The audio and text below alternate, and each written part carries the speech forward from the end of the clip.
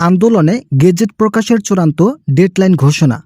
অন্তর্বর্তীকালীন সময়ের মধ্যেই কার্যকর হল নবম জাতীয় বেতন স্কেল। একই সঙ্গে অবসরকালীন ভাতা 100% পর্যন্ত বৃদ্ধির সুবিধা বহাল।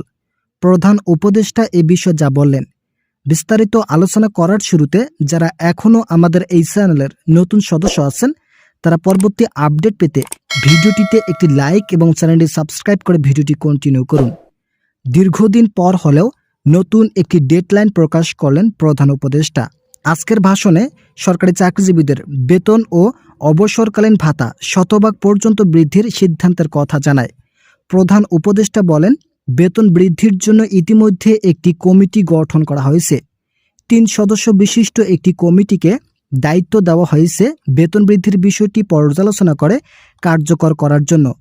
আজ প্রধান উপদেষ্টা খুবই রসিকতার সঙ্গে বক্তব্যের মাঝে বেতন বৃদ্ধির বিষয়গুলো স্পষ্টভাবে তুলে ধরেন। তার ভাষ্য মতে, অন্তর্বর্তীকালীন সরকারের আমলেই বেতন বৃদ্ধি করাই হবে বড় কাজ।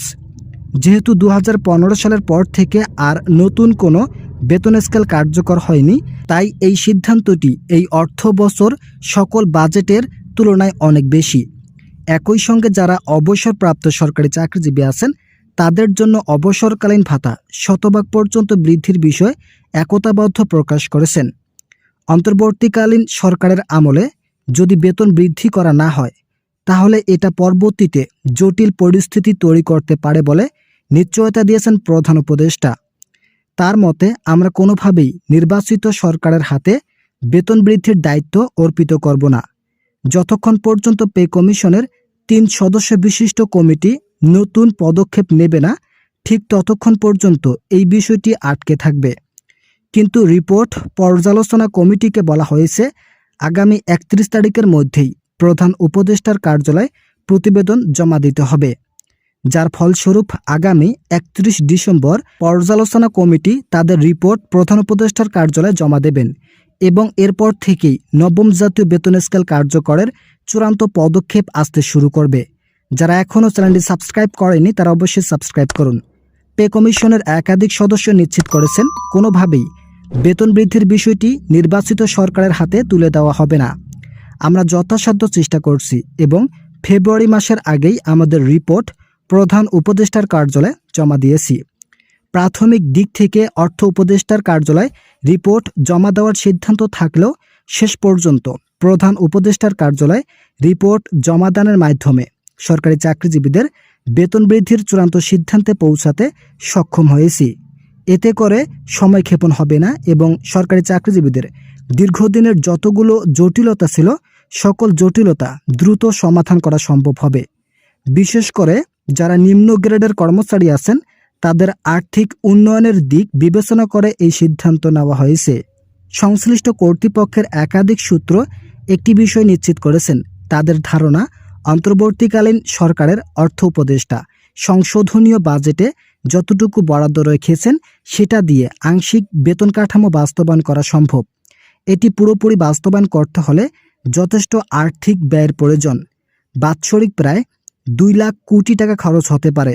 যদিও দেশের অর্থনৈতিক সীমাবদ্ধতায় এই বাজেট খুব একটা ঘাটতি তৈরি করবে না, তবে সরকারি চাকরিজীবীদের বেতন বৃদ্ধির বিষয়গুলো সামনে রেখে দ্রুত কার্যকর করার জন্য পদক্ষেপ নিতে হয়তো কিছুটা সময় লাগতে পারে। যারা এখনও চ্যানেলটি সাবস্ক্রাইব করেনি তারা অবশ্যই সাবস্ক্রাইব করুন। অর্থ উপদেষ্টা বলেন, আমাদের কাছে যে সিদ্ধান্তটি এসেছে আমরা সকল সিদ্ধান্ত মাথা পেতে নিচ্ছি। আমরা কোনোভাবেই বেতন বৃদ্ধির ক্ষেত্রে হেরফের করব না, কেননা সরকারি চাকরিজীবীরা দেশের জন্য অনেক পরিশ্রম করে থাকেন, তাই তাদের অর্থনৈতিক বিষয়গুলো আমাদের দেখা প্রয়োজন। বর্তমান বাংলাদেশে মোট চাকরিজীবী আছে 22 লক্ষ। তাদের সকলের বেতন বৃদ্ধি করা না হলে তারা ক্ষতিগ্রস্ত হবেন। তাই আংশিকভাবে বাজেট সংশোধন আগ মুহূর্ত পর্যন্ত বেতন বৃদ্ধি করা হচ্ছে। এরই মধ্যে রংপুরের বেগম রোকেয়া বিশ্ববিদ্যালয় বৈষম্যহীন নবম পে স্কেল প্রজ্ঞাপন ও অবিলম্বে তা বাস্তবায়নের 1 দফা দাবিতে মানববন্ধন কর্মসূচি পালন করেছেন বিশ্ববিদ্যালয় কর্মচারীদের সংগঠন বেগম রোকেয়া বিশ্ববিদ্যালয় কর্মচারী ইউনিয়ন।